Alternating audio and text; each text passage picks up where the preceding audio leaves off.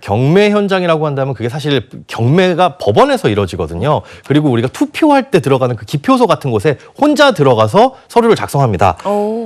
지난해 11월에 서울 은평구의 한 아파트 경매 현장에서 이 법원에서 벌어진 일인데 아파트가 6,700억 원에 낙찰됐어요. 뭐야? 아니 뭐 미국도 아니고 서울 집값이 아무리 비싸다고 6,700억 도대체 무슨 일이죠? 이건 실수겠지. 자, 앞서 말씀드린 대로 굉장히 생소하고 그런 공간이다 보니까 실수를 한 건데요. 이 아파트의 감정가가 처음엔 8억 원이었다가 20% 유찰돼가지고 6억 4천만 원의 경매가 진행되는 이런 상황이었어요. 근데 경매, 이 응찰자가 6억 7천만 원을 쓰려다가 숫자를 잘못 기재해버렸어요. 아이고. 헐. 어떡해. 야, 이거 진짜 이 방법이 있습니까?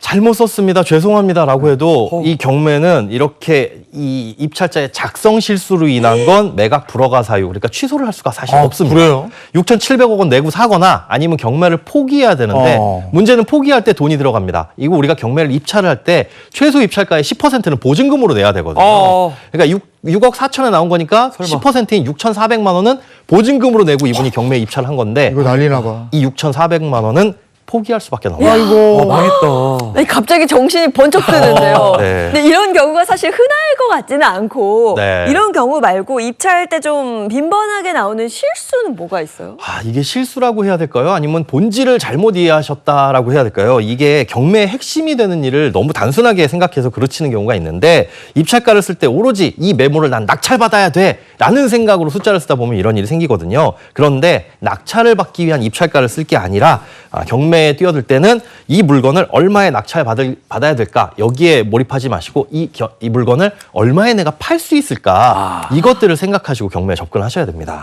투자 관점에서 그러니까 바라봐야 된다는 거예요. 그렇습니다. 예를 들어 시세가 5억이다라고 한다면 이걸 6억에 취득하게 됐을 때 내가 6억에 팔고 싶다고 해가지고 6억에 팔 수 있는 게 아니잖아요. 맞아요. 팔 수 있는 건 시세에서 정해져 있습니다. 그렇다고 한다면 기본은 내가 이걸 얼마나 싸게 사가지고 이거를 처분할 것이냐 아니면 시세보다 얼마나 싸게 사서 내가 직접 거주를 할 것이냐 이걸 따져봐야 돼요. 그러니까 5억짜리 집을 4억 9천에 낙찰받더라도 뭐 취등록세라든가 각종 경매 비용, 뭐 명도까지 들어가게 되면 명도 비용 이런 것들을 따져봤을 때 오히려 마이너스가 더 될 수가 있다는 거죠.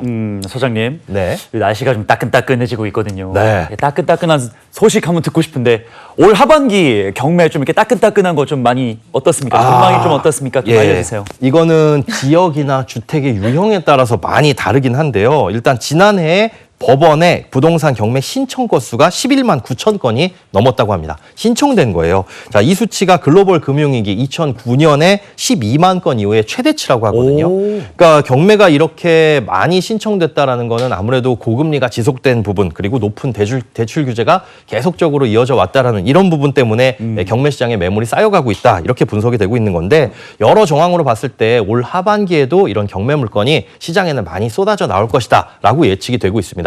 자, 시장에 경매 물건이 많이 나온다. 우리가 이 백화점에 갔는데 혹은 뭐 전통시장에 갔는데 물건이 많으면 그만큼 좋은 물건을 고를 수 있는 찬스도 있겠죠. 하지만 반대로 얘기하자면 그만큼 좋은 물건을 고를 수 있는 눈이 필요하다라는 생각도 가지셔야 됩니다. 네, 자 그럼 오늘 경매 바로 알기 체크리스트 한번 확인해 보겠습니다. 네, 경매 초보는 피하라는 특수 물건 문제를 잘 해결하면 오히려 큰 이익을 얻을 수 있으니까 무조건 피하진 마시고요. 난이도 높으니까 대신 공부 열심히 하셔야 됩니다. 자, 그리고 경매가 낙찰로 끝나는 게 아니라 명도 과정에서 잡음도 있을 수 있다는 사실 기억하시고요. 또 가장 중요한 건 경매를 어렵거나 특수한 방법이다. 그래서 무조건 싸게 살 수 있는 방법이다라고 착각하거나 오해하지 마시고 부동산 투자의 하나다라는 방법으로 생각하시고 철저히 투자의 관점에서 공부를 하시고 접근을 하셔야 된다. 이렇게 기억해 두시면 좋을 것 같습니다.